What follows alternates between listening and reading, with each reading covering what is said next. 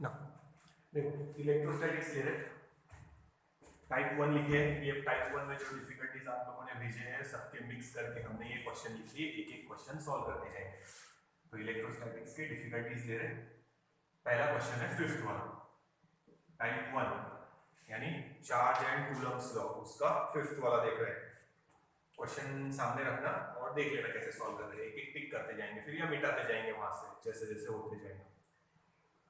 3 concentric metal sphere radius r, 2r, 3r are given charge q1, q2, q3 respectively. It is found that the surface charge density of outer surface of the shell are equal. Then the ratio, ठीक चलो, ये first sphere, ये है second sphere, ये है third sphere. ठीक है, diagram में मेन है, ध्यान से देख लो। अब देखो रेडियस तो हम लोग बाद में लिख लेंगे। इसके सरफेस पे चार्ज है q1, इसके सरफेस पे है q2 और इसके सरफेस पे q3। अब ध्यान से लिखना क्या बोल रहा हूं, इंडक्शन जैसे अपने मेटल प्लेट में लिया था कि भाई यहाँ अगर पॉजिटिव चार्ज है तो दूसरी प्लेट में डेवलप होंगे इधर निगेटिव और इधर पॉजिटिव, ग्राउंड को कनेक्ट कर देंगे तो ये पॉजिटिव चार्ज ग्राउंड में चले जाएंगे। और अभी फिलहाल ये एक प्लेट, ये दूसरी प्लेट, सेम अरेंजमेंट यहाँ पे। तो देखो इस Q1 की वजह से यहाँ आएगा माइनस Q1 और यहाँ पे भी आएगा माइनस Q1। तो दूसरी तरफ आएगा यहाँ पे इसके इसमें प्लस Q1 और इसके इसमें भी प्लस Q1 इसकी वजह से। ठीक है, अब यहाँ Q2 है तो इसकी वजह से ये सरफेस पे आएगा माइनस Q2 तो प्लस Q2 इसमें भी ऐड कर। ठीक है, तो देखो ये सरफेस पे Q1 है तो अंदर वाले सरफेस पे माइनस Q1। देखो इधर इस प्लेट पे पॉजिटिव है, इस प्लेट पे यहाँ पे नेगेटिव, उसके दूसरी तरफ पॉजिटिव, वही लिखा है। यहाँ Q1 है तो यहाँ पे भी Q1, यहाँ पे भी Q1, पर दूसरी तरफ रहेगा प्लस Q1 और ये प्लस Q1। अब यहाँ Q2 है तो सामने वाली प्लेट पे यहाँ रहेगा माइनस Q2 और यहाँ कर दिया प्लस Q2। तो ये माइनस वाले हटा दिया, ये हटा दिया, ये हटा दिया, क्योंकि उन्होंने आउटर सरफेस का बोला है खाली। तो यहाँ Q1 है, यहाँ Q1 प्लस Q2 है, यहाँ Q1 plus Q2 plus Q3 है। देख लो, समझेगा। तो ये ब्लैक से जो लिखे हैं ऑलरेडी थे, इसकी वजह से यहाँ पे Q1, इसकी वजह से यहाँ पे Q1, अब इसकी वजह से यहाँ पे Q2।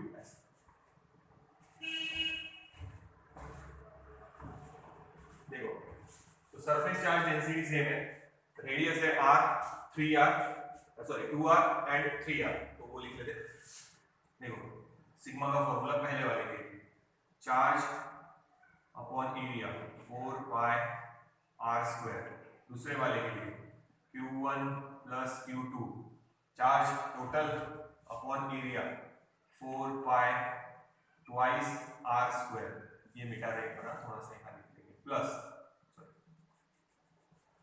Equal to Q1 plus Q2 plus Q3 इस वाले सरफेस के लिए डिवाइडेड बाय सिग्मा सबका सेम है, इसके लिए आउटर सरफेस का सिग्मा, इसके लिए आउटर सरफेस का सिग्मा और इसके लिए आउटर सरफेस का सिग्मा, यानी सरफेस चार्ज डेंसिटी सेम है, यानी चार्ज अपॉन एरिया सेकंड वाले स्फीयर के लिए चार्ज अपॉन एरिया, थर्ड वाले स्फीयर के लिए चार्ज अपॉन एरिया, और रेडियस है वहां पे 3r स्क्वायर।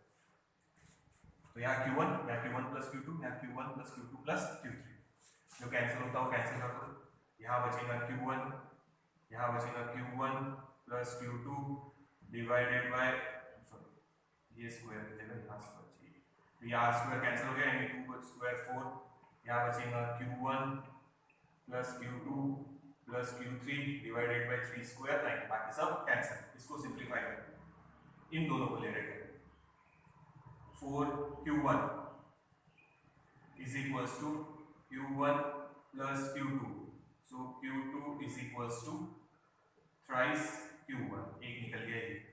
अब इसको और इसको सॉल्व करेंगे, डायग्राम मिटा रहा, डायग्राम तुम लोगों ने ड्रॉ कर लेना है पहले।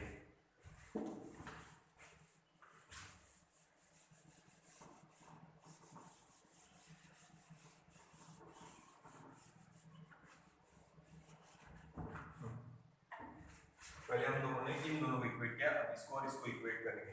हाँ, तो ये 9Q1 is equals to Q1 plus Q2 की जगह लिखेंगे थ्राइस Q1 प्लस Q3 वैसे, so Q3 it is equals to 3 plus 1 4, इधर से माइनस यानी 5Q। अब रेशियो लेंगे चार्ज का, Q1 is to Q2 is to Q3 is equals to Q1 वैसे, Q2 की जगह लिखेंगे थ्राइस Q1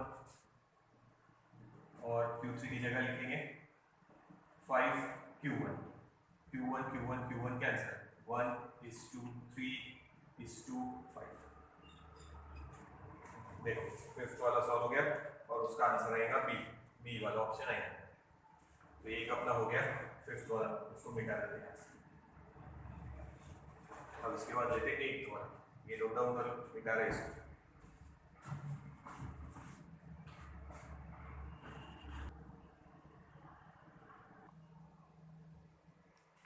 चलो आगे देखते हैं। नेक्स्ट प्रॉब्लम है, देखो एट्थ वाला उसमें डायग्राम है, उसमें दिया है कि 4 charge are arranged at the corner of a square ABCD as shown in figure. The force on the charge kept at O, उस पे बताना है, इस पे है और तो थ्योरेटिकल जैसे ही सॉल्व करने की जरूरत नहीं पड़ेगी। ये देखो 1 2 3 4, यहाँ है प्लस Q, यहाँ है प्लस ट्वाइस Q, यहाँ है प्लस Q और यहाँ है माइनस 2Q और बना लेते डायगोनल।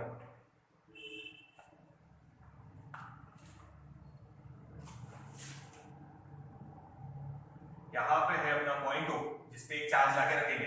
पहले इन दोनों को समझना, अगर मान लो यहाँ पॉजिटिव चार्ज लाके रखे, ये रिपेल करेगा इधर और ये रिपेल करेगा इधर, ये भी प्लस Q ये भी प्लस Q, यहाँ पे भी जो चार्ज है वो भी सेम, तो ये फोर्स और ये फोर्स कैंसिल हो जाएगा। समझ लो वो क्या बोल रहा हूं, देखो ध्यान दो।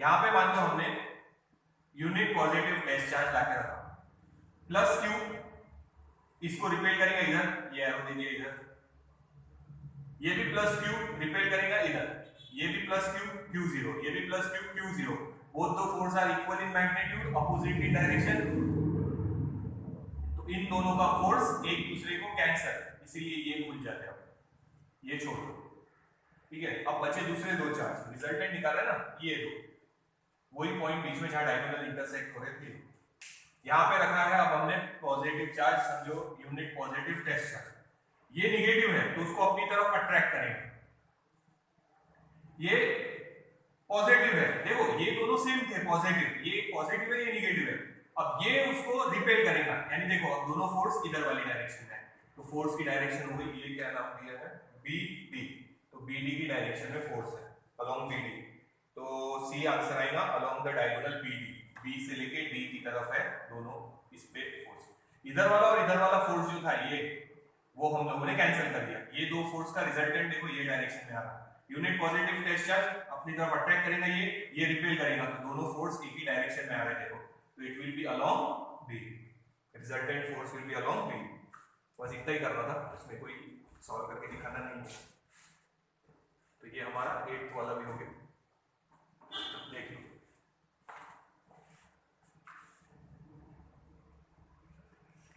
नेक्स्ट देते हैं 9th वाला।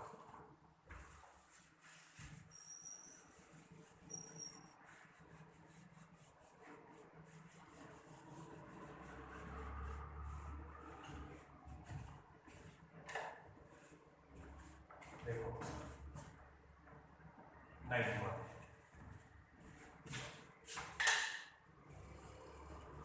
a charge Q is placed at each of the opposite corner of a square. A charge minus Q is placed at each of the other two corners.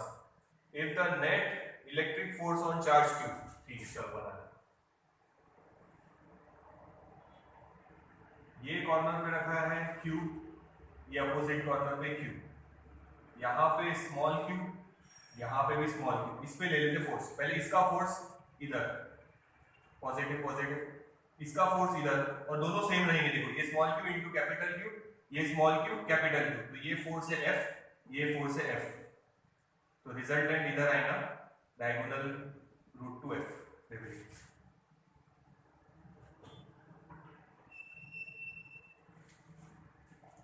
समझ में आया ना? देखो अच्छा नाम डाल नहीं, इसको यहाँ था कैपिटल, ये है समझो A B C D, ये है A D फोर्स और ये है C D फोर्स, दोनों सेम ही रहेंगे। तो हमने ये वाला फॉर्मूला यूज किया है R = p² + q², दोनों के बीच में एंगल 90 है तो आगे का नहीं आएगा, दोनों सेम है, इसीलिए हमने √2 × p यानी √2 × f लिखा है। ठीक है, देखो याद रखना इन दोनों का फोर्स सेम और इन दोनों का फोर्स सेम। अब कितना है सेम वो भी लिख लेते, 1/4πε0 cube into capital Q upon side है समझो स्मॉल a तो a², ये भी उतना ही ये भी उतना ही, पर रिजल्टेंट फोर्स कितना आएगा √2 × f। ना अब इस चार्ज का फोर्स यहाँ पे बचा है तो diagonal of square is side √2, side है a और √2 तो डायगोनल निकल गया। अब इन दोनों का बीच में का फोर्स हम लिखेंगे f', तो resultant force will be √2f + f'। देखो समझ में आएगा, तो पहले इसका फोर्स इधर और इसका फोर्स इधर, उन दोनों का रिजल्टेंट ये बना लिया। अब इसका फोर्स उधर वाली डायरेक्शन में आएंगे इसलिए +f' कर दिया, वो रिजल्टेंट फोर्स बना लिया हम लोगों ने। तो √2 f की वैल्यू 1/4πε0 q × q अपॉन और इज इक्वल्स टू लेना है 0 क्योंकि उन्होंने बोला देखो net resultant force on that charge is 0, तो 0 इक्वेट कर लेंगे बाद में, रिजल्टेंट फोर्स 0। ठीक है, और डिस्टेंस है a² प्लस f', इन दोनों के बीच में का फोर्स 1/4πε0 q × q² ये दोनों सेम ही है, अपॉन डिस्टेंस ये है √2 × a उसका स्क्वायर इज इक्वल्स टू 0। ठीक है, तो एक टर्म को उधर ले जाते हैं, तो √2 × 1/4πε0 कैंसिल ही हो जाएगा।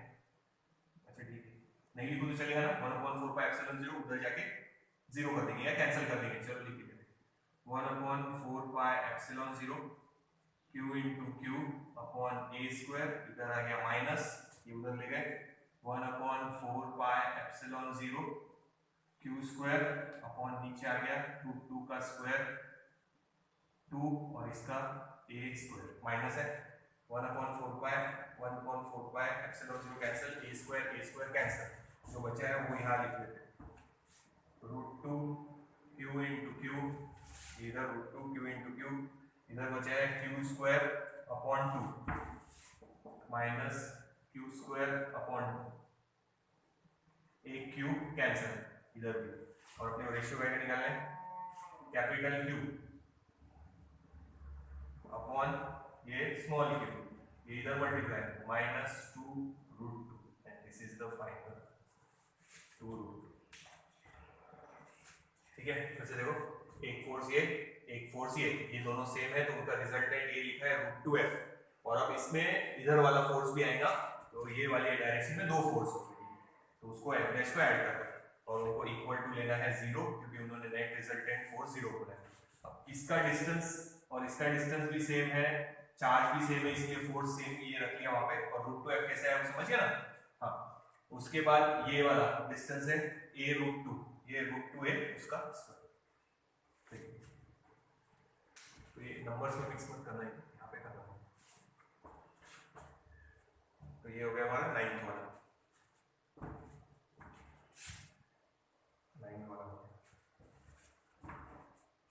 नोट डाउन करो उसको।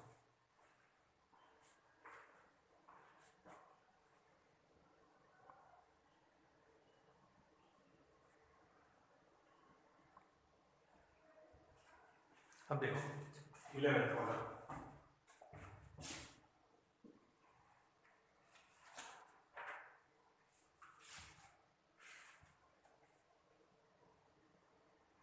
the charge q is projected, electric field में प्रोडक्ट के लिए वर्क डन का फॉर्मूला हम लोग लिखते फोर्स इंटू डिस्प्लेसमेंट जो दिया है वो है y, डिस्टेंस y, ठीक है।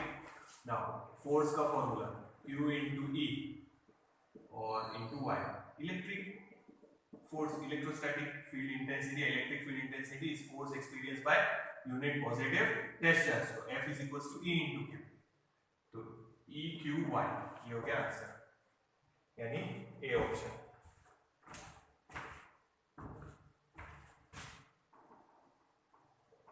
याद रखें फोर्स का फॉर्मूला इलेक्ट्रोस्टैटिक फोर्स है, it is electric field intensity is defined as force experience by unit positive test charge.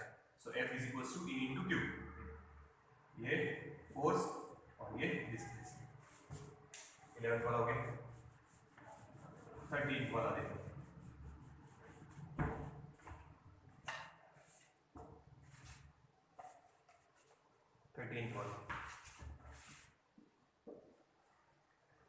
Total charge Q is broken into two part। Total charge Q था, उसको दो part में break किया, मतलब Q is equals to था Q1 plus Q2, उसको दो इसमें डिवाइड कर दिया टोटल चार्ज को।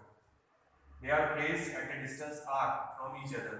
The maximum force, ठीक है, तो फोर्स का फॉर्मूला है directly proportional to Q1 into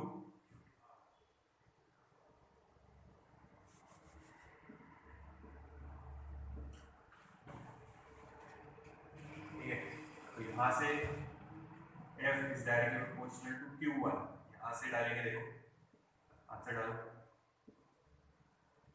Q2 is equals to Q minus Q1, Q minus Q1। अब देखना आगे क्या ले रहे हैं हम लोग, the maximum force of repulsion, मतलब फोर्स मैक्सिमम है, मतलब उसके बाद फोर्स चेंज नहीं होगा, फोर्स क्या हो जाएगा, constant. So we can say Bf upon dq1 it is equals to constant। Force maximum हो गया मतलब कांस्टेंट हो गया। अब फोर्स कांस्टेंट है तो with respect to that charge q1 उसका आंसर हम लोग क्या लेंगे, डेरिवेटिव 0। तो इसको डिफरेंशिएट करो, तो पहले इसको चाहे तो अंदर मल्टीप्लाई करो, एक स्टेप और डाल देते हैं। F is directly proportional to q1 into q minus q1 square। So df upon dq1 it is equals to 0। Maximum है ना, कांस्टेंट, कभी मिनिमम भी रहा तो भी याद रखो कांस्टेंट, ऐसा डेरिवेटिव ले सकते हैं आप लोग 0। तो इसका डेरिवेटिव ले रहे हैं q1 का with respect to q1 any1, यानी ये बचेगा q और इधर बचेगा ये twice q1 minus is equals to 0। Derivative लिखा इसका यहाँ पे, इसका q1 q बचा है और इसका q स्क्वायर का यानी x स्क्वायर का ट्वाइस x, जैसे so q1 twice q1 is equals to q, so q1 is equals to q upon 2। तो सेम डाल देंगे, इसमें डाल दो तो q2 का आंसर भी निकल जाएगा q upon 2। So q1 and q2 will be q upon 2। यहाँ से डाल दो q1 की वैल्यू डाल दो q अपॉन 2, तो वही बचेगा q अपॉन 2। ये हो गया हमारा 30।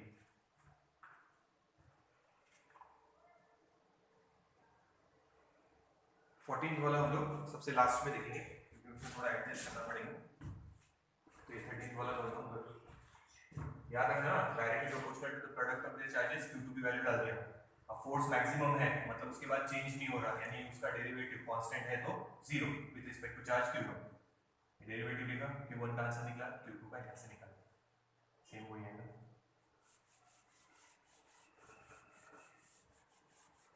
तो 13 हो गया, 14 एक बार छोड़ रहे हैं तो बाद में ले लेंगे लास्ट में सबसे, उसमें गड़बड़ है थोड़ी सी, देखेंगे बाद।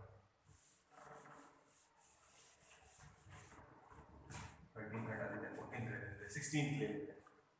16th वाला देखो, two small spheres each having charge plus q are separated by insulating threads of length l from a hook। Hook से सस्पेंड किया है दोनों, यहाँ हुक लगा दिया इसको। अच्छा पूरा पढ़ लेते पहले। This arrangement is kept in space where there is no gravitational force। Main है ये, अंडरलाइन कर देना, gravitational force नहीं है। Then the angle between the two superposition suspension and the tension in the string will be, ध्यान देना। अगर समझो ग्रेविटी होती तो ये एक दूसरे को थोड़ा सा रिपेल करते, ये एक स्फीयर ये दूसरा स्फीयर एक दूसरे को रिपेल करते, पर ग्रेविटेशनल फोर्स उनको रोक लेता है यहाँ पे, समझो, ठीक है। पर अभी ग्रेविटेशनल फोर्स नहीं है तो थ्रेड ऐसे कुछ एंगल से नहीं रहेंगे ना, तो ऐसे एंगल से नहीं रहेंगे।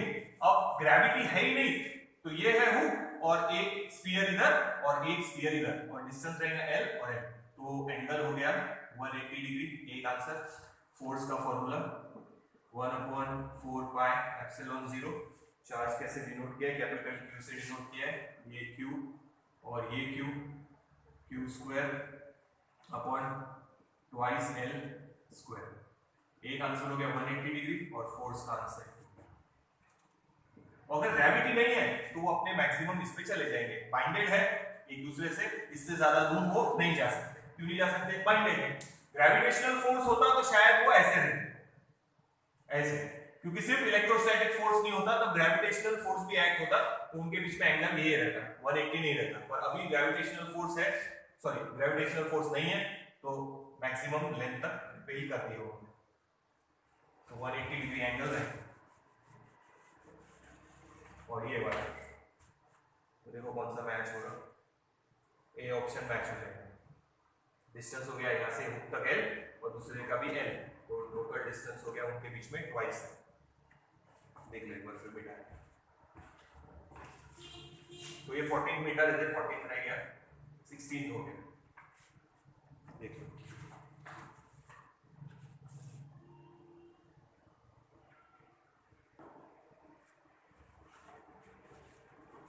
देखो आगे 17 वाला।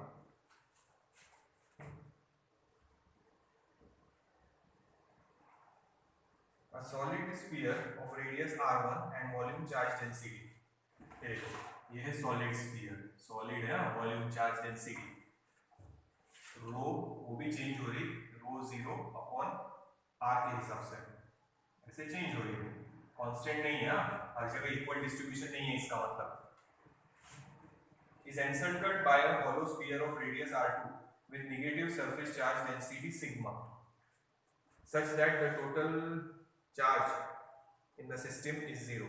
ठीक है, वो कर लेंगे, पहले इसके चार्ज निकाल लेते हैं।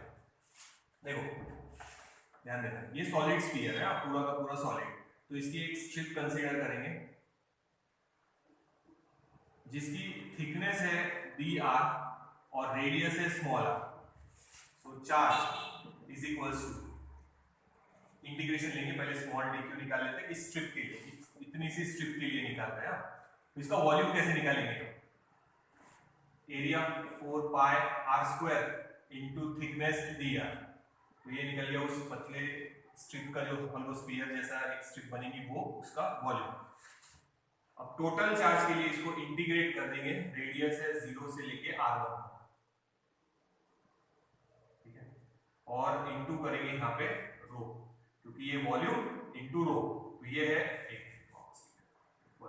रो is equals to rho 0 upon r, ये है चार्ज पर यूनिट वॉल्यूम, तो इतने वॉल्यूम में इंटू रो करेंगे तो ये चार्ज निकल गया स्मॉल dq, टोटल इंटीग्रेट कर देंगे तो टोटल चार्ज मिल जाएगा q, तो वो निकाल रहे हैं।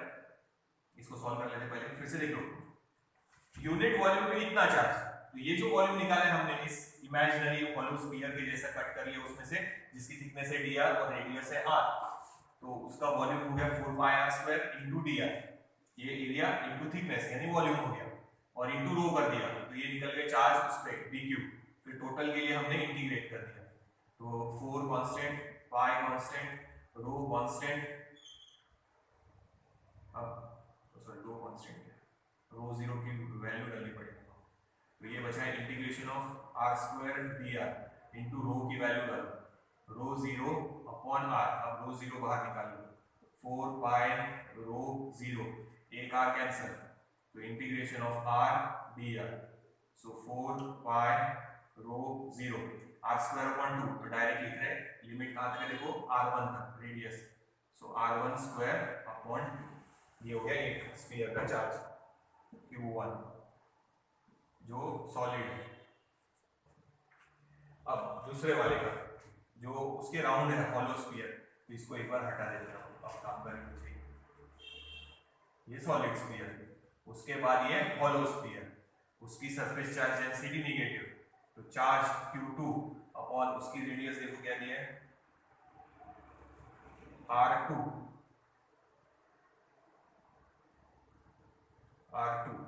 so charge upon area 4 pi R2 square.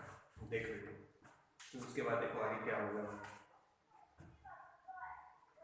और नेगेटिव है तो नेगेटिव ले लेते हैं, so Q2 is equals to minus sigma into 4 pi R2 square. फिर उन्होंने बोला है चार्ज सेम है तो charge Q1 is equals to Q2 ले लेते हैं, डायग्राम मिटा रहा। सिर्फ सॉलिड का कैसे निकाला वो देखो, हॉलो स्फीयर का तो सरफेस चार्ज डेंसिटी है, चार्ज अपॉन वॉल्यूम लिया है खाली, दूसरा हॉलो स्फीयर है उसके नाम ना,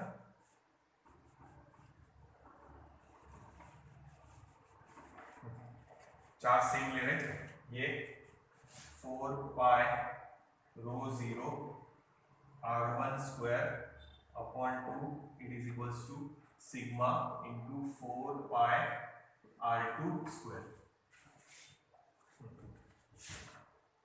4 पाई कैंसिल, अपने को निकालना है R2 upon R1, R2 upon R1 whole thing square है, it is equals to sigma twice ये उधर अपॉन में इधर rho, so R2 upon R1 it is under root twice sigma upon rho, and ये फाइनल आंसर।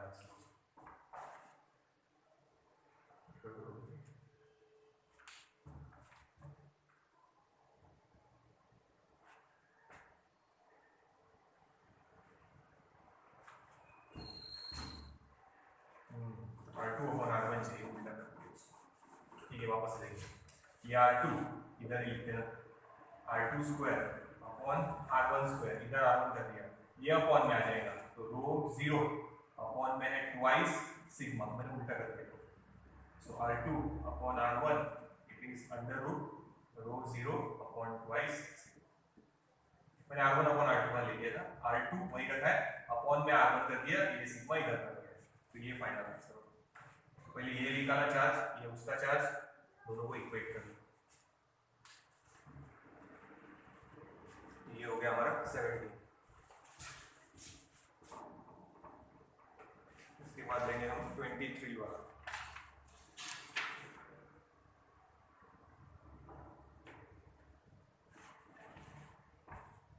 मिटा रहे हैं देख लो,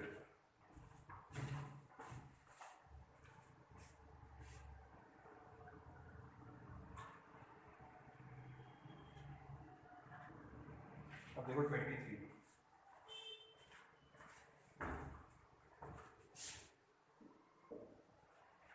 ABC is a right angle triangle,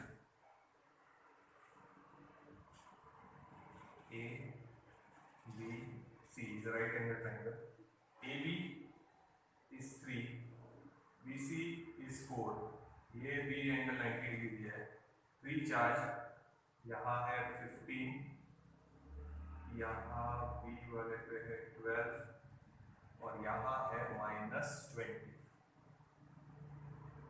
ESU यानी इलेक्ट्रोस्टैटिक यूनिट, अगर ऐसा रहा ना तो जैसे अपन फॉर्मूला हमेशा क्या यूज करते हैं, 1/4 pi epsilon 0 Q1 Q2 upon R square, तो ये न्यूटन में है, ESU में बोला तो याद रखना सिंपल, ये 1/4 पाई एप्सिलॉन 0 नहीं लेना, Q1 Q2 upon R square, इसको सॉल्व करना है। ESU यानी इलेक्ट्रोस्टैटिक यूनिट, उसमें 1/4 पाई एप्सिलॉन 0 नहीं लेंगे हम लोग फॉर्मूले में। देखो क्या पूछा है, are placed respectively A, B, C, the force acting on B is, B पे जो फोर्स है वो निकालना है, तो डायग्राम थोड़ी सी बड़ी कर देंगे इसको, ये 4 ये 3 ये था -20,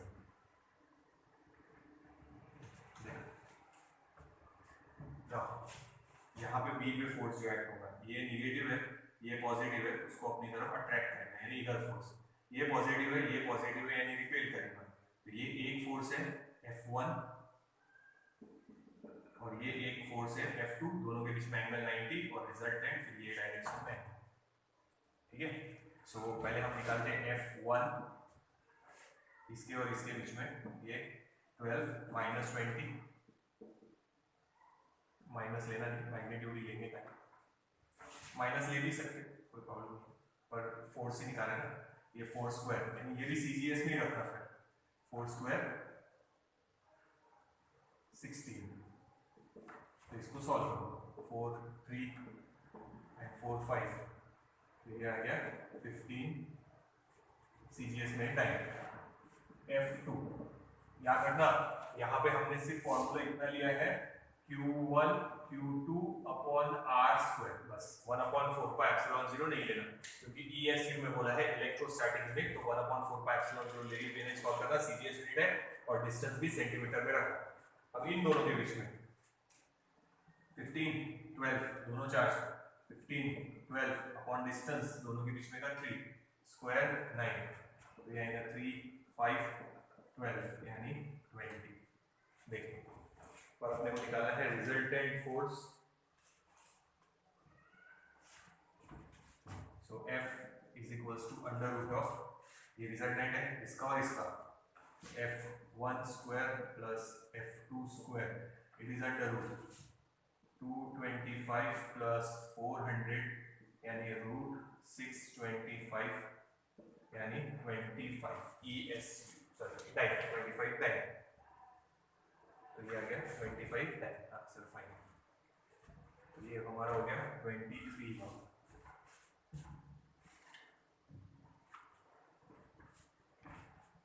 ठीक है, ये नेगेटिव है ये पॉजिटिव है, उसको अपनी तरफ अट्रैक्ट करना, तो एक फोर्स इधर, ये पॉजिटिव रिपेल करेगा, एक फोर्स इधर, रिजल्टेंट ये डायरेक्शन। फिर लेते हैं 24,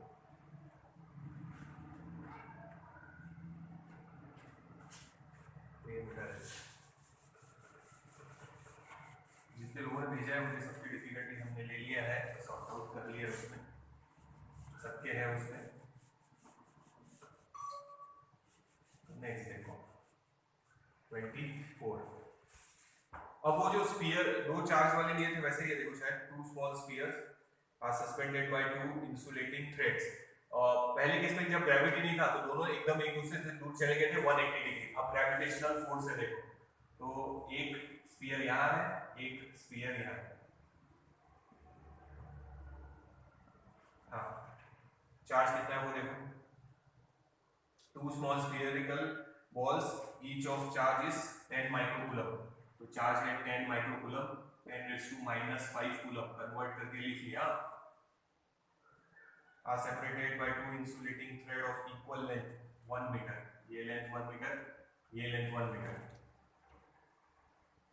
पॉइंट फिक्स सीलिंग में फिक्स कर दिया, it is found that equilibrium में है और यहाँ एंगल 60 है, तो ये सेम है ये सेम है, ये एंगल 60 है तो ये भी 60 रहेगा, ये भी 60 रहेगा, सेम है आइसोसेलेस ट्रायंगल, तो ये सब 60 रहेंगे, ये दोनों के बीच में का डिस्टेंस भी रहेगा 1 मीटर। ये तो सिंपल है ना, ये दोनों सेम है, ये दोनों एंगल भी सेम रहेंगे, अब ये 60 है तो डेफिनेटली 120, अगर इन दोनों में सेम रखना है तो 60 60, तो तीनों 60 हो गए, तो इक्विलैटरल ट्रायंगल बन गया, ये 1 ये 1 ये 1, इन दोनों के बीच में का डिस्टेंस 1, तो ये हटा गया। आगे देखो क्या है, what is the tension in the thread, tension in the thread निकालना है, तो ये 1 मीटर ये थ्रेड है, ये हटा ही देते हैं, यहाँ से कोई काम नहीं है, तो ये है टेंशन T, और यहाँ से हम लोग डिवाइड कर रहे हैं ऐसे, तो ये एंगल है 30 और इधर का बचा हुआ एंगल 30, यानी टोटल हो गया 60, तो ये 30 ले रहे हैं, T को 2 कंपोनेंट में डिवाइड कर रहे हैं, ये एंगल 30 है तो ये भी एंगल रहेगा 30, अल्टरनेट एंगल, पूरा नहीं है ये आधा, पूरा 60 था हमने आधा लिया और आधा 30 यानी टोटल 60, तो ये 30 है, ये कंपोनेंट रहेगा T sin थीटा और ये कंपोनेंट रहेगा T cos थीटा, यानी 30 डिग्री, ये थीटा है तो ये 30 है तो ये भी 30। अब ये फोर्स इधर रिपेल कर रहा है इलेक्ट्रोस्टैटिक फोर्स, ये फोर्स इधर रिपेल कर रहा है, इक्विलिब्रियम में है मतलब ये T sin थीटा और ये फोर्स इलेक्ट्रोस्टैटिक फोर्स दोनों सेम, तो हम वही ले रहे हैं T sin थीटा यानी 30 इज इक्वल्स टू ये electrostatic force 1/4πε0 q into q square, इस पे भी चार्ज q इस पे भी चार्ज q और डिस्टेंस है 1 स्क्वायर। समझ में आया ना, टेंशन को 2 कंपोनेंट में डिवाइड किया, ये एक इधर था टेंशन थ्रेड में, एक इधर ये टोटल 60 था, आधा हमने 30 लिया है, ये 30 है तो ये भी 30 है, ये कंपोनेंट हो गया t cos 30, ये t sin 30। इसका वेट मालूम होता तो t cos थीटा mg लेके भी डायरेक्ट आंसर निकल जाता, पर वेट दिया नहीं है इसीलिए हम इन दोनों को इक्वेट कर रहे हैं। ये t sin थीटा और ये इलेक्ट्रोस्टैटिक फोर्स दोनों सेम ले रहे हैं, तभी वो इक्विलिब्रियम में यानी स्टेशनरी है। हाँ सॉल्व करो इसको। t tension in the string sin theta 1/2 is equals to 1/4 pi epsilon 0 की value 9 into 10 raised to 9 into q square यानी 10 raised to -10 divided by 1। so t ये उधर मल्टीप्लाई 9 2 से 18 और ये बचेगा -1 यानी यहाँ पे 0.2 न्यूटन। तो इतना टेंशन है स्ट्रिंग 1.8 न्यूटन। ये समझ में आया? टेंशन को दो कंपोनेंट में डिवाइड, इधर और इधर। पूरा 60 था, आधा 30 है तो ये भी 30 है, तो ये t cos 30 ये t sin 30, ये हो गया टेंशन का कंपोनेंट। अब ये इलेक्ट्रोस्टैटिक फोर्स है, दोनों एक दूसरे को रिपेल कर रहे हैं, तो इस फोर्स को और इसको मैच करेंगे तभी इक्विलिब्रियम में यानी स्टेशनरी रहेगा। उन दोनों को हमने इक्वेट कर दिया। देखिए तो ये हमारा हो गया 24। ये 24 यहां से हट गया, डन करो बेटा।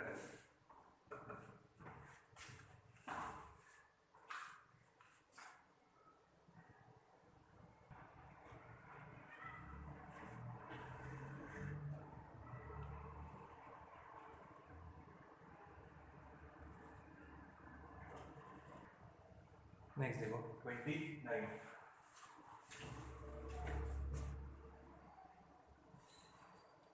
Two identical charge repel each other by a force of 10 milligram 10 milligram weight। तो इसको लिखेंगे 10, मिली स्टैंड फॉर 10⁻³ ग्राम में कन्वर्ट हो गया, केजी वेट में कन्वर्ट करना है तो करेंगे 9.8 न्यूटन। अच्छा उन्होंने 10 ही लेने को बोला जी की वैल्यू, तो 10 न्यूटन, तो 1 ग्राम वेट इज 9.8 न्यूटन, तो 10 बोला है 10 ले लिए, तो ये बचेगा 2 गए 10⁻⁻1 फोर्स। डिस्टेंस है 0.6 metre, force is equals to 1/4 pi epsilon 0, charge same है इसलिए q square upon distance square, f है 10⁻⁻1, ये 9 into 10⁻⁹ into q square upon r की वैल्यू 0.36 स्क्वायर कर दिया उसका, 10⁻⁻1 वैसे is equals to 10⁹ into q square divided by 9 4 सा यानी 0.04, so q square is 0.04 into ये प्लस अपॉन में ऊपर जाके माइनस, तो ये 10⁻⁻ है, so q is equals to root ले रहे 0.2 into 10⁻⁻5 यानी 2 into 10⁻⁻6 कूलम या 2 माइक्रो कूलम। ये हो गया हमारा 29, ये सिंपल था। उसके बाद लेना था आपको 39।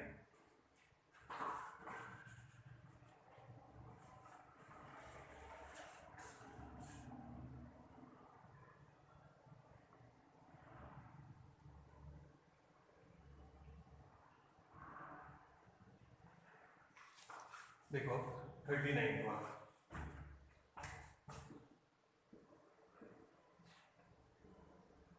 पॉइंट चार्ज 3 and 8, फोर्स दिया है 40 न्यूटन, तो F is equals to directly proportional to Q1 into Q2, constant एक बार कुछ भी डाल दो उनके बीच में, ठीक है, K लिख लेते। सो ये है 40 is equals to K, Q1 की वैल्यू है 3 into 8, माइक्रोफैरड में रखो कोई प्रॉब्लम नहीं। If charge -5 coulomb is added to each of them, दोनों में ऐड करो तो ये हो गया फोर्स F1, सो F2 is equals to K, पहला चार्ज है 3, अब देखो पहला चार्ज है +3, दूसरा चार्ज है +8, ठीक है, तो इसमें -5 ऐड करो तो बचेगा -2, इसमें -5 ऐड करो तो बचेगा +3, -5 दोनों में ऐड करो, तो यहाँ -5 ऐड कर दिए, यहाँ -5 ऐड कर दिए, तो ये बचा -2, ये बचा +3, ठीक है। k कांस्टेंट सेम रखा है, वैसे डिस्टेंस वगैरह सब सेम है। सो F2 अपॉन ये F1 यानी 40, k दोनों का cancel, -2 into 3 upon 3 into 8। So F2 is equals to 40 divided by ये 3 कैंसिल, ये बचेगा 4 यानी 10, माइनस है तो -10, ये आ गया आंसर 39 वाले। तो पहले के चार्ज थे 3 और 8, उसमें -5 दोनों जगह ऐड करो, नया फोर्स क्या रहेगा, सेम डिस्टेंस पे ले जाके रखे वापस से।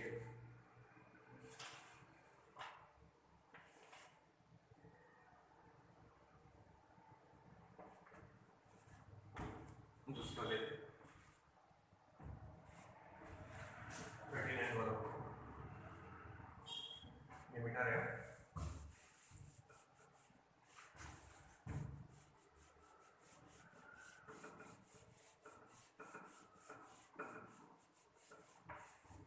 43 देखो,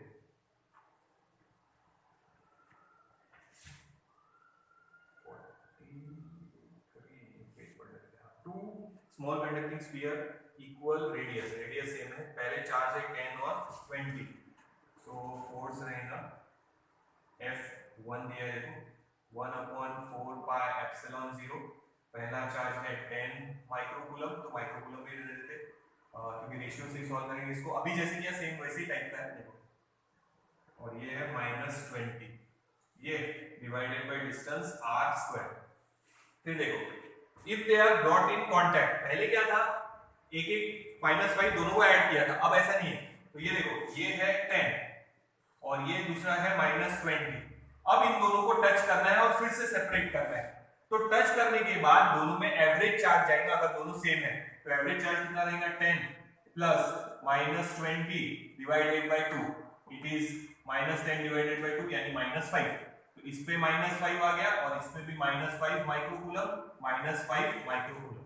देखिए फिर से बता रहा, पहले ये अलग अलग रखे हैं एट अ डिस्टेंस r, दोनों स्फीयर, ये एक स्फीयर और ये एक स्फीयर, दोनों रखे हैं एट अ डिस्टेंस r, एक पे है 10 और एक पे है -20, ये निकाल लिया हमने force Q1 Q2 upon r²।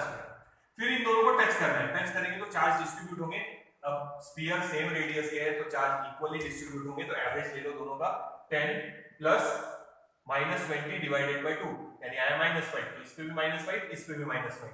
अब नया फोर्स रहेगा F2, इट इज 1/4πε0 -5 वही दो स्फीयर है, अब डिस्टेंस भी वही रखा है, अपॉन में r²,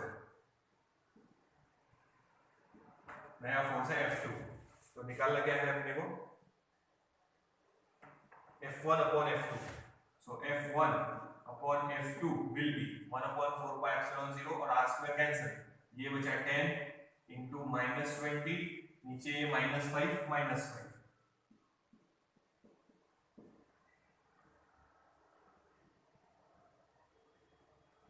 कैंसिल, ये माइनस बचेगा 5 2 5 4 -8 is to 1, ये आ गया रेशियो। देखो तो ये हमारा हो गया 43 वाला।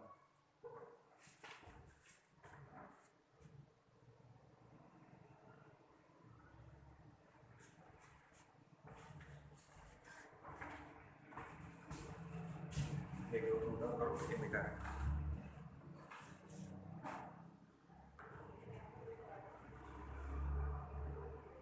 नेक्स्ट देखो 47 ले रहे, 47 2 copper ball each of weighing 10 gram are kept in air 10 centimeter apart, मास दिया है ग्राम में, 10 सेंटीमीटर डिस्टेंस दिया है, डिस्टेंस को कन्वर्ट कर लेते हैं 47 वाला डिस्टेंस है 10 centimetre, it is 0.1 metre. If one electron is removed every 10⁶ atoms from one wall of the other, यानी उन पे चार्ज कितना है सबसे पहले तो वो निकालना है, तो हर 10⁶ एटम में हम एक इलेक्ट्रॉन निकाल रहे हैं, तो पहले नंबर ऑफ एटम्स निकाल लेंगे। ये देखो ग्राम मॉलिक्यूलर वेट का फॉर्मूला N/Na, केटीजी में हुआ है ना, N/Na। So N is equals to, ये है ग्राम मॉलिक्यूलर वेट, ग्राम में कितना मास है 10, और मॉलिक्यूलर वेट देखो नीचे दिया है 63.5 इनटू एवोगैड्रोस नंबर 6.023 इनटू 10⁻23। तो ये नंबर टोटल एटम्स निकल जाएंगे। तो इसको सॉल्व करो पहले लॉग से।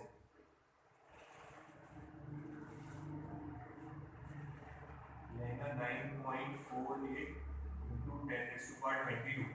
अब टोटल इतने हैं। अब अपन ने नंबर ऑफ इलेक्ट्रॉन्स कितने निकाले वो निकाल रहे हैं, नंबर ऑफ इलेक्ट्रॉन्स, यानी अपन ने क्या किया है, हर 10⁶ एटम में से एक इलेक्ट्रॉन निकाला है। तो टोटल एटम्स इतने हैं, तो हमने इलेक्ट्रॉन कितने निकाले हैं, तो हम लोग इसको लिखेंगे 9.48 इनटू 10⁻22 डिवाइडेड बाय 10⁻6। हर इतने एटम में से एक इलेक्ट्रॉन, तो 10⁶ से डिवाइड कर दो तो नंबर ऑफ इलेक्ट्रॉन्स मिल जाएंगे। सो it is 9.48 into 10⁻⁻16।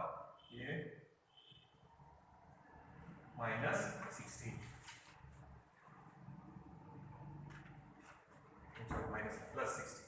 Now number of electron निकल गए, अब चार्ज निकाल लो। Q इज इक्वल्स टू, इतने इलेक्ट्रॉन है 9.48 इनटू 10⁻16, और हर इलेक्ट्रॉन पे चार्ज है 1.6 इनटू 10⁻⁻19। इसको रफली आंसर निकालना लॉग से, तो 0.015 कूलम आएगा। तो दो स्फीयर है, दोनों पे इतना चार्ज है 0.015 कूलम। देख लो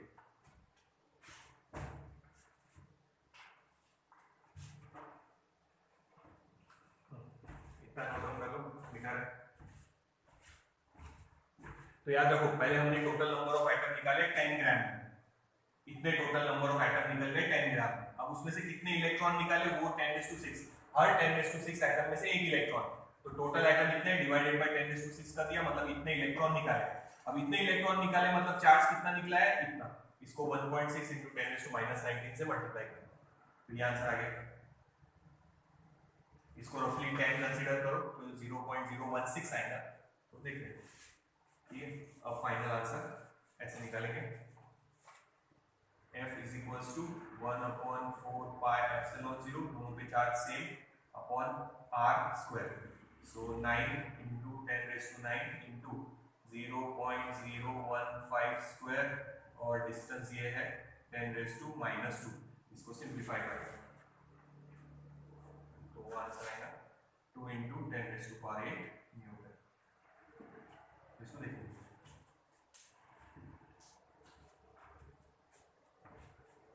ये हमारा हो गया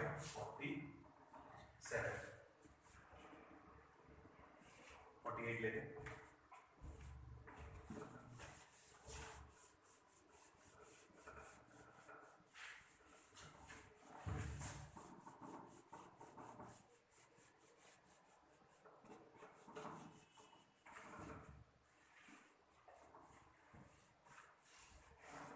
next 48 to a solid conducting sphere, solid sphere है, रेडियस a, ये है solid sphere, इसकी रेडियस है a। यहाँ दिखा देते हो, ब्लैक में दिख नहीं रहा होगा तो देखना, ये है रेडियस a। उसके बाद होलो स्फीयर है जिसकी थिकनेस है थोड़ी, इनर रेडियस है b और आउटर रेडियस है c। ध्यान दो इसमें, solid conducting sphere of radius a has a net charge, इस पे है +2q, तो इस पे आएगा -2q और इस पे आएगा +2q। जैसे फिर से वो प्लेट वाला बताया था, इस पे चार्ज है सबके 2 पॉजिटिव, तो बाजू वाली प्लेट पे 2 नेगेटिव और 2 पॉजिटिव, तो ये नेगेटिव ये पॉजिटिव, ठीक है। उसके बाद ये है, and the outer radius C is connected with the solid sphere and has a net charge -q, इस पे और चार्ज है -q। The surface charge density of inner and outer surface of the spherical shell will be, इसका और इसका निकालना है, अंदर वाले का निकालेंगे पहले। Surface charge density inner it is equals to charge है -2q अपॉन रेडियस है v, तो 4 पाई b स्क्वायर। आउटर का निकालेंगे +2q -q, यानी q बचेगा चार्ज अपॉन रेडियस है 4 पाई c स्क्वायर। तो इनर और आउटर मैच कर दो, पहला वाला ऑप्शन मैच हो जाएगा ए वाला।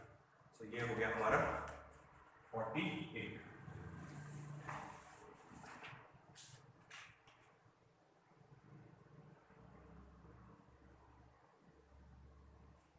54 वाला, electron is moving around the nucleus, electrostatic force का फॉर्मूला लिखना है। तो ये हमारा नीचे लिख रहा 54, साथ में मिटा देगा 54। इलेक्ट्रोस्टैटिक फोर्स का फॉर्मूला 1/4 पाई एप्सिलॉन 0।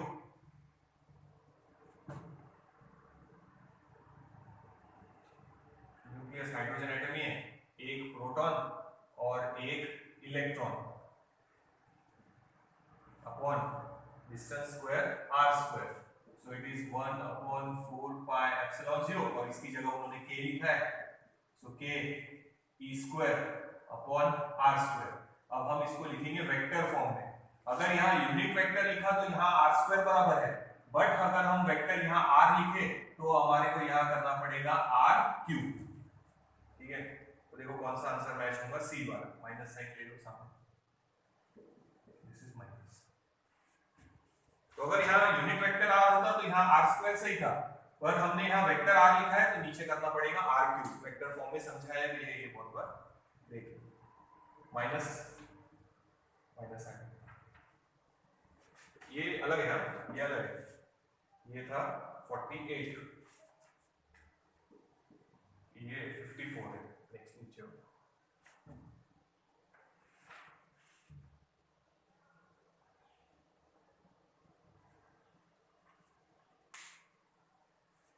अट्रैक्शन है इसीलिए निगेटिव है फोर्स, रिपल्शन था तो फोर्स पॉजिटिव रहते हैं यार।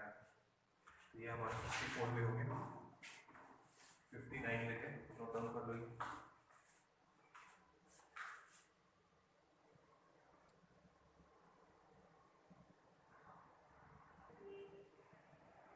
अब देखो ध्यान से आगे 59 वाला देखो, लॉजिकल है, थोड़ा ध्यान से देखो। 5 balls नंबर्ड 1 2 3 4 5 1 to 5 दिया है और पेयर बनाए हैं उनके। अट्रैक्शन किनकी के बीच में है वो देखो, 1 और 2 के बीच में अट्रैक्शन है, 2 और 4 के बीच में अट्रैक्शन है, और 4 और 1 के बीच में भी अट्रैक्टिव फोर्स है।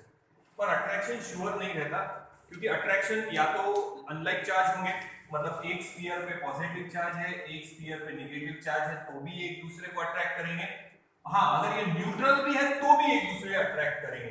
तो charge body attracts another body which have opposite charge और इट इज अनचार्ज्ड।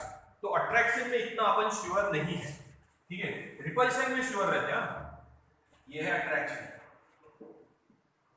रिपल्शन किनके बीच में है वो देखो, 2 3 एंड 4 5। रिपल्शन है मतलब डेफिनेटली इन दोनों पे सेम चार्ज है और सेम है, ठीक है। तो सपोज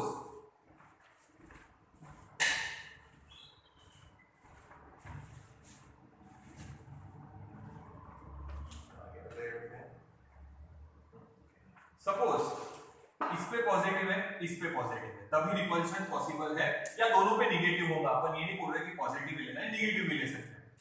अब इन दोनों पे भी पॉजिटिव नेगेटिव कुछ भी हो सकता, पर ये पेयर को ध्यान से देखो, यहां अट्रैक्शन है, मतलब ये अगर पॉजिटिव है तो डेफिनेटली ये नेगेटिव है, तभी अट्रैक्शन होगा ना। या फिर आप इन दोनों को नेगेटिव ले लो, तो इस पर से हम लोग लिखेंगे कि ये दोनों पॉजिटिव है। समझ में आया? देखिए अब ध्यान देना, तो 2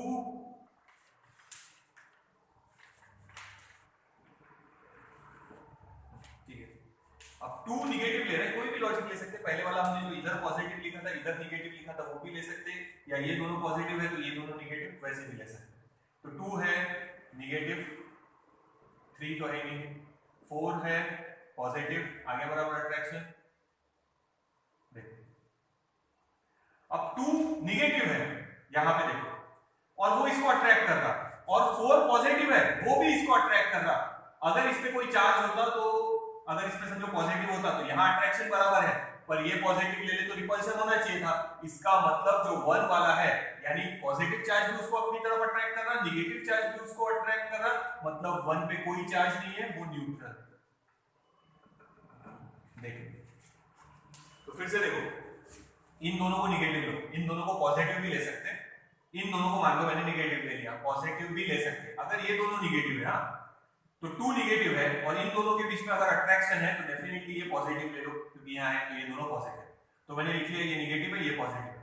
अब निगेटिव वाला भी 1 को अट्रैक्ट कर रहा, पॉजिटिव वाला भी 1 को अट्रैक्ट कर रहा, निगेटिव वाला भी अट्रैक्ट कर रहा, पॉजिटिव वाला भी अट्रैक्ट कर रहा, मतलब डेफिनेटली वो जो 1 वाला स्फीयर है वो अनचार्ज है, न्यूट्रल है। देखो तो उसका आंसर आएगा 59 वाले का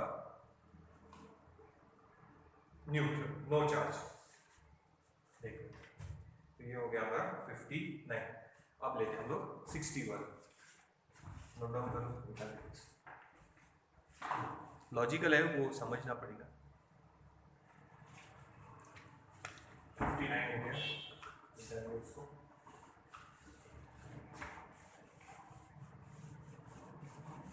अब हम ले रहे हैं 61। 60 वाला देखो,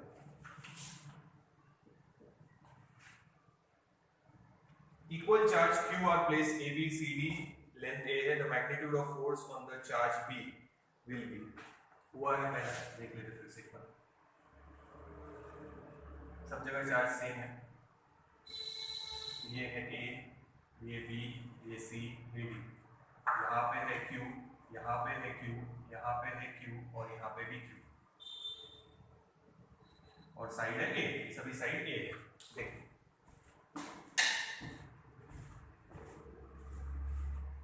A B C D, 4 corners, B वाले पे फोर्स निकालना है। तो सबसे पहले देखो ये सी, ये बी सी और ये डी है ना, सब जगह चार्ज सेम है, यहाँ पे भी उतना ही, यहाँ पे भी उतना ही, यहाँ पे भी उतना ही, यहाँ पे उतना ही। पहले इसका फोर्स इस पे निकालेंगे, दिस इज एफ, ये हटा देते एक बार, निकाल देते क्यू, और इसका फोर्स यहाँ पे निकालेंगे, दैट इज एफ। तो इन दोनों का जो रिजल्टेंट आएगा वो √2f, पहले भी समझा है, ठीक है। अब इसका भी फोर्स ये डायरेक्शन में रहेगा, तो प्लस कर देंगे f डैश, समझो उसका फोर्स। तो इसको सॉल्व करते हैं, तो √2f, f मतलब इन दोनों में का फोर्स या इन दोनों में का फोर्स, तो वो आएगा 1/4 pi epsilon 0 q square upon distance है a स्क्वायर, ये या ये डिस्टेंस है a, या ये भी a है। अब इन दोनों के बीच में का फोर्स ऐड कर रहे हैं उसमें, तो वो आएगा 1/4 पाई एप्सिलॉन 0 q स्क्वायर, दोनों same, q into q square, distance रहेगा diagonal of square is side √2, तो ये साइड √2 उसका स्क्वायर, कॉमन निकाल लेंगे उसमें, कॉमन निकाल लो, तो कॉमन निकलेगा, रिजल्टेंट फोर्स निकाल रहे हैं इस प्रकार से, ये रिजल्टेंट फोर्स निकाल रहे हैं। फिर से देखो, इसका फोर्स इधर, इसका फोर्स इधर, दोनों सेम है, F और F और एंगल 90, तो ये √2f, फिर से बता देता है, ये वाले फॉर्मूले से निकाला है, R = p² + q², दोनों सेम, तो √2 इंटू, कॉमन निकलेगा 1/4 pi epsilon 0 q upon a² bracket में बचेगा √2 + 1/2, तो इसको अरेंज कर लो, 1/4 pi epsilon 0 q upon a², इधर मल्टीप्लाई 2√2 + 1/2, उन्होंने ऐसे लिखा है इसको, ये तो अपना उधर का प्रॉब्लम, तो अपना ऑप्शन मैच हो जाएगा सी वाला, 1 + 2√2, 1 + 2√2/2, और बाहर ये q² अपॉन 4 पाई एप्सिलॉन 0 a², तो अपना इसमें मैच होगा सी वाला ऑप्शन, 60 वाले में सी वाला, तो ये हमारा 60 वाला भी हो गया। देख लो, नोट डाउन कर लो बेटा।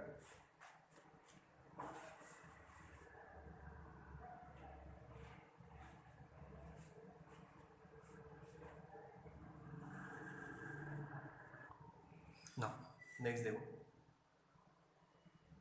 62 वाला ले रहे हैं, पेज नंबर 4 पे पहुंच गया हूँ। 62 वाला, two spherical conductors B and C, ये B ये C, ये B ये C, with each other with force, दोनों के बीच में फोर्स है F, so F is equals to 1/4 pi epsilon 0.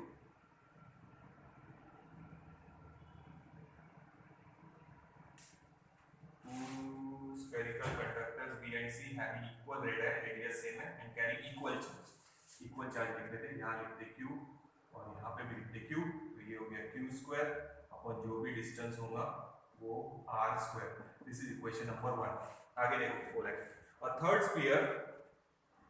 third spherical conductor having same radius as that of B but uncharged is brought in contact with B, then brought in contact with C and finally removed। ठीक है, आप समझ गए। अपने को क्या निकालना है, न्यू फोर्स निकालना है, इसके फॉर्म में निकालना है, ये क्वेश्चन नंबर 1। तो अब देखो ये है हमारा स्फीयर, वही वापस से दो स्फीयर है, it is B and it is C। एक स्फीयर है मेरे पास A जिसपे कोई चार्ज नहीं है, पहले मैं वो इस पे लाके टच करूंगा, तो इस पे चार्ज है Q, A पे चार्ज है 0 डिवाइडेड बाय 2, यानी इस पे चार्ज आ गया Q/2, एवरेज निकालिए दोनों का। और जो हमारा A स्फीयर था जिसपे पहले 0 चार्ज था, अब उस पे भी आ गया Q/2। देखो इसको मिटा रहे फिर, तो पहले जो हमारा A स्फीयर था उस पे कोई चार्ज नहीं था, हमने इसको टच किया B वाले को, तो उस पे चार्ज आ गया Q/2 और इस पे चार्ज आ गया Q/2, एवरेज निकालना। ठीक है, अब मिटा रहे इसको, ध्यान से देखना। तो इस पे चार्ज आ गया Q/2, अब ये Q/2 और इस पे चार्ज है Q, अब इसको इसके साथ टच करना है, तो एवरेज क्या बचेगा Q प्लस Q/2 ये डिवाइडेड बाय 2, तो ये आएगा 3Q/2, सॉल्व कर लिया, डिवाइडेड बाय 2 यानी 3Q/4। तो अब इसके ऊपर भी हो गया 3Q/4 और इसके भी ऊपर हो गया 3Q/4। तो पहले इसको टच किया तो इस पे Q/2 आ गया, इस पे भी Q/2 आ गया, आधा आधा डिवाइड हो गया। अब इस पे Q/2 था और इस पे Q था, ये Q मिटा दो। तो अब दोनों का एवरेज निकाल लिया, 3Q/4, इस पे भी 3Q/4, इस पे भी 3Q/4 ऐसे। और अब A वाले को हटा दो और इनके बीच में सेम डिस्टेंस है वही R, तो अब नया फोर्स है समझो F1 और फॉर्मूला आएगा 1/4 pi epsilon 0। ये चार्ज है Q/2 इनटू ये चार्ज है 3Q/4 और divided by R square. So F1 will be 1/4 pi epsilon 0, अलग कर लेंगे, इन दोनों को Q स्क्वायर कर लो और अपॉन में R स्क्वायर, इनको सेपरेट कर लिया, ये बचा है 3 और ये 8 यानी 3/8। सो F1 ये बन गया हमारा F इनिशियल जो दोनों के बीच में फोर्स था, F इंटू 3/8, F इंटू 3/8 यानी डी ऑप्शन मैच हो गया 62 वाले का। तो ये हमारा 62 वाला भी हो गया। अब 3 बचे 66, 67, 73, ऊपर लिख देते 66, 67 और 73।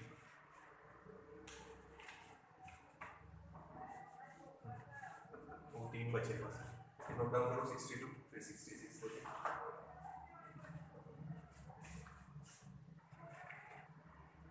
नेक्स्ट देखो 66 होगा, two identical spheres carrying charge -9 and 5 microcoulomb. तो ये पहला चार्ज, ये दूसरा स्फीयर, -9 माइक्रोकूलम 5 माइक्रोकूलम। फिर बाद में बोला है कि दोनों को कांटेक्ट में लाओ और सेपरेट कर दो वापस से। तो पहले कांटेक्ट में लाएंगे तो चार्ज कितना होगा वो देखते हैं, average charge -9 plus 5 divided by 2, so it is -4 divided by 2, it is -2 microcoulomb. यानी अब ये हटा लो, अब इस पे -2 हो गया माइक्रोकूलम, इस पे -2 माइक्रोकूलम। तो अब ध्यान, ये फॉर्मूला हुआ है क्वांटाइजेशन ऑफ चार्ज में कि any charge is integral multiple of charge on electron. कितना चार्ज है -2, माइक्रोकूलम इनटू, तो ये हटा ही देते माइनस, कितना निगेटिव चार्ज एक्स्ट्रा है वो बताना है। तो ये 2 हो गया इंटू 10⁻⁻6, n नंबर निकाल रहे 1.6 into 10⁻⁻19, so n is equals to 2 1.6, ये ऊपर 10⁻⁻19, तो वो हो जाएगा 10⁻⁻+13।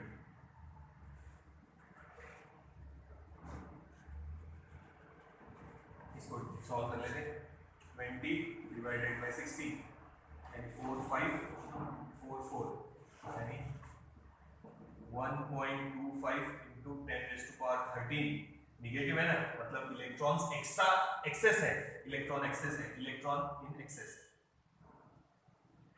क्योंकि कौन सा चार्ज है, नेगेटिव, नेगेटिव चार्ज। तो यहाँ ले सकते माइनस चाहे तो, पर नेगेटिव चार्ज इतना एक्सेस है, पॉजिटिव होता तो देखो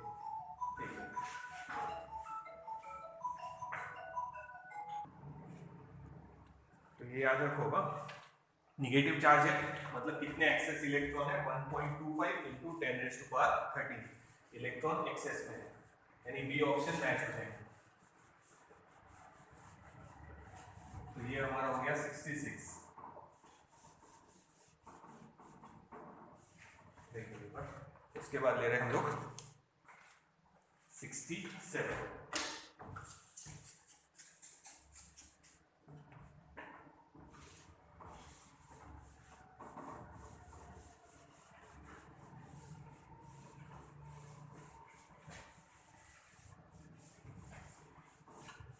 नेक्स्ट है 67, two identical charge, identical metal sphere A and B, force F है।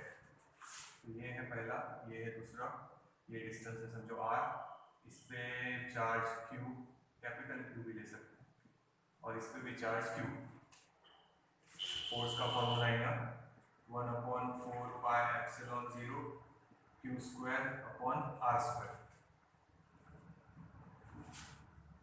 The sphere are kept fixed with the distance r, sorry, small r, small r.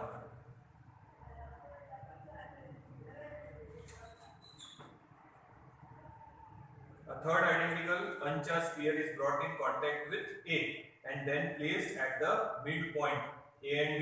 The magnitude of the net electric force on C is, देखिए थोड़ा दूर कर देते हैं, बीच में रखना है। ये है हमारा A और ये है हमारा B। फिलहाल दोनों पे चार्ज सेम है, कितने हैं दोनों पे चार्ज Q, ठीक है। अब एक स्फीयर लेंगे ये C वाला, इसको टच करेंगे और यहाँ लाके रख देंगे, तो डेफिनेटली एवरेज चार्ज है, अभी इस पे 0 है, अब इस पे टच करने के बाद Q + 0 डिवाइडेड बाय 2, यानी इस पे भी हो जाएगा Q/2 और इस पे भी हो जाएगा Q/2। अब ये फोर्स, इस पे रिपल्शन इधर, इसका रिपल्शन इधर, तो दोनों फोर्स अपोजिट में है F1 और F2, तो resultant force will be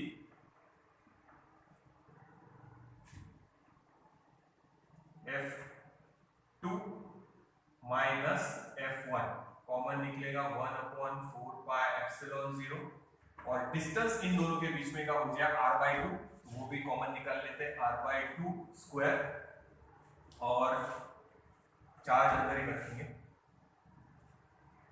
1/4πε0 Q1 Q2/R², Q1 Q2 अंदर ही लिखेंगे। ये प्रोडक्ट दोनों का और ये प्रोडक्ट दोनों का, तो ये हो जाएगा Q²/2 माइनस Q²/4, ठीक है। तो ये हो जाएगा 1/4πε0, ये 2 ऊपर चला जाएगा तो 4 हो जाएगा अपॉन R² इंटू, ये सॉल्व करो तो ये बचेगा Q²/4, ये 4 4 कैंसिल, सो 1/4πε0 Q²/R², तो ये रिजल्टेंट फोर्स है। अब पहले वाला फोर्स जो इन दोनों के बीच में था, खाली जब चार्ज दोनों पे सेम थे Q और Q, तब का फोर्स है, और अभी भी उतना ही आया, मतलब रिजल्टेंट फोर्स भी F के जितना ही पहले जितना था। तो सबसे पहले ये दो चार्ज थे, उन दोनों पे चार्ज था Q, ये फिर हमने एक स्फीयर लिया, इसको टच किया और बीच में रख दिया, तो इन दोनों के बीच में फोर्स और इन दोनों के बीच में फोर्स अपोजिट डायरेक्शन में है, डिस्टेंस आएगा R/2 और ये भी डिस्टेंस R/2, उसको सॉल्व किया। माइनस क्यों किया? दोनों के फोर्स अपोजिट, ये पॉजिटिव इधर रिपेल करेगा, ये पॉजिटिव इधर रिपेल करेगा, दोनों का रिपल्शन। तो रिजल्टेंट ये पहले इनिशियल दोनों पे चार्ज जब क्यू था तब का फोर्स, फिर इसको टच किया तो इस पे q/2 इस पे q/2 और बीच में रख दिया। अब इस पे रिजल्टेंट फोर्स निकाल रहे हैं बीच वाले पे, सेम उतना ही आया इसलिए उसको F लिख दिया। तो ऑप्शन कौन सा मैच होगा?